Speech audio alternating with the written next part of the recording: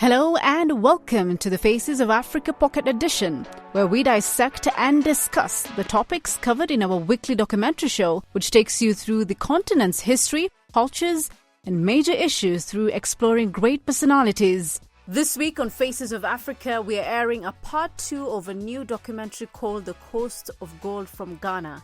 This is also a part 2 of the podcast, and my guest is Erastus Assare Donkor.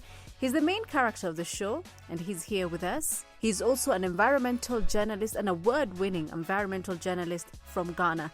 Thank you for staying with us, Erastus. So Erastus, what are some effects of illegal mining in Ghana? We have over 288 forest reserves. Many of them are protected. But if you look at the latest data from the Forestry Commission, 44 out of this number of forest reserves have been invaded by illegal mining. And they are mining haphazardly, destroying rare tree species and driving animals out of their habitats. And that's what we are doing. Currently, out of the 16 regions we have in Ghana, we have about 10 of them covered by illegal mining. People mining along major highways, under high tension cable, electric cables. People mining beneath homes in Udumase and its environs. People have died.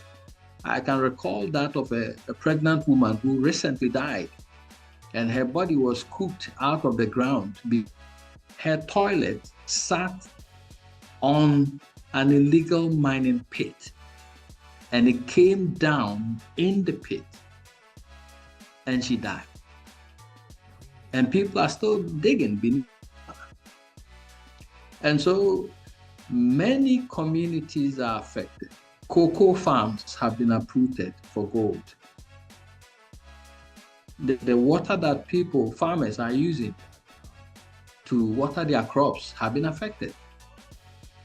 And so that is why recently many European countries are raising concerns about contamination of cocoa beans being exported out of Ghana. And so it's a major problem across Ghana at the moment. One of your stories that we've seen in the documentary, you talk to someone and he knows very well that he's doing illegal mining. What do you think is pushing people into getting into doing such types of work? Is it that the level of unemployment is very high? Well, the level of unemployment in Ghana is very high. Yes, people need jobs. And there are very little opportunities as well for the youth, especially in the rural settings where these illegal mining activities happen a lot. But can you say that is a big excuse to poison over a million people in Ghana? The answer is no. You see, because of poverty, people cannot take the law into their own hands. There are also quite a number of people who are into farming, and they have been denied that right to farm because people are taking over their land. Again, you can look at it from this perspective that if you look at those who can afford an excavator, those who are destroying the forest lands in large numbers are those who have money because they can afford an excavator, which is about 1 million Ghana cedis at the moment.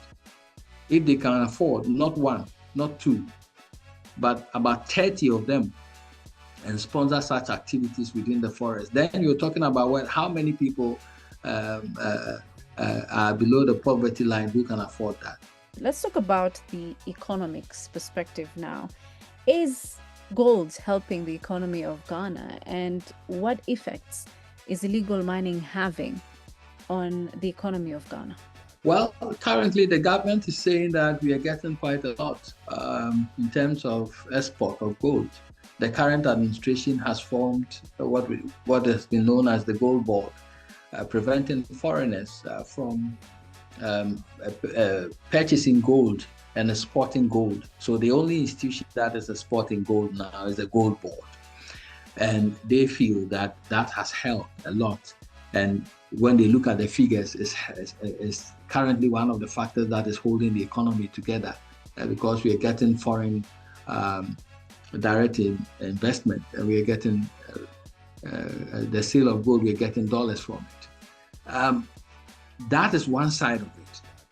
And it is true that, yes, gold price has gone up, and we are exporting a lot of gold. They are streamlining the gold buying, restricting it to a particular entity, and so the economy is benefiting from it. What I think I have not done is to assess the environmental cost to the economy. We have not done that. The amount of forest that has been lost currently, if you look at a major forest reserve like the Pamprama Forest Reserve, which has lost half of it to illegal gold mining, gold that has not been accounted for, some of them smuggled out of the country. And if you look at the pits and gullies that has been left behind for reclamation, the cost of reclamation alone of that particular forest, if you calculate it this way, an acre of land, if you want to reclaim an acre of land, it will cost you around $32,000. We are talking about thousands of acres reduced to pits and gullies. If you assess the cost of that alone to the economy, that is huge. And that is not the only forest that has been destroyed. We are talking about 44 of reserves in Ghana attacked by illegal mining, leaving pits and gullies. We will reclaim that, or in the future. If we assess the cost of that to the economy, and we add it to our economic and our economical calculations, and then we pit that against what we are getting, the so-called gains that we say we are getting from gold now, it's like we're shooting ourselves in the foot. That alone, if you also look at the health cost, now we are spilling heavy metals into the environment. People are getting sick. We are using mercury, and we are burning vaporized mercury into communities. And children are suffering from it. Already we are seeing signs of, kidney-related ailments going high. Childhood cancers unexplained coming from the Galamsey belt. And this is a country that has limited infrastructure to deal with some of these complex health issues coming from illegal mining. If we also calculate the health cost to the economy, not alone the agricultural cost to the economy, many of the farmers who are now without land to farm on, the cocoa farms that are being destroyed. So seriously, I would say that we have not done the math very well to establish the cost to the economy when it comes to illegal mining. If we do that, then we will know that really we are not making any gains. And the way forward is responsible, sustainable mining. If someone is watching the documentary, what should they expect to see in the story? Well, they should expect to see what has not been put in the public domain about my life.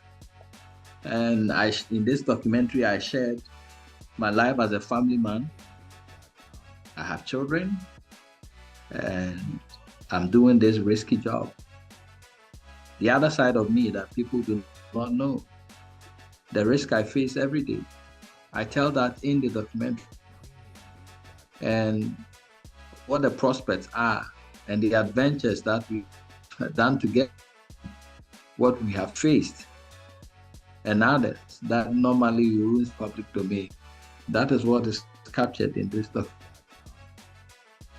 I just want to say thank you very much for your time. Thank you so much. It's great talking to you. Remember, this documentary is airing on CGTN on Sunday at 12:30 East African time. This podcast is also uploaded on our CGTN Africa YouTube channel and Faces of Africa YouTube channel. See you next time.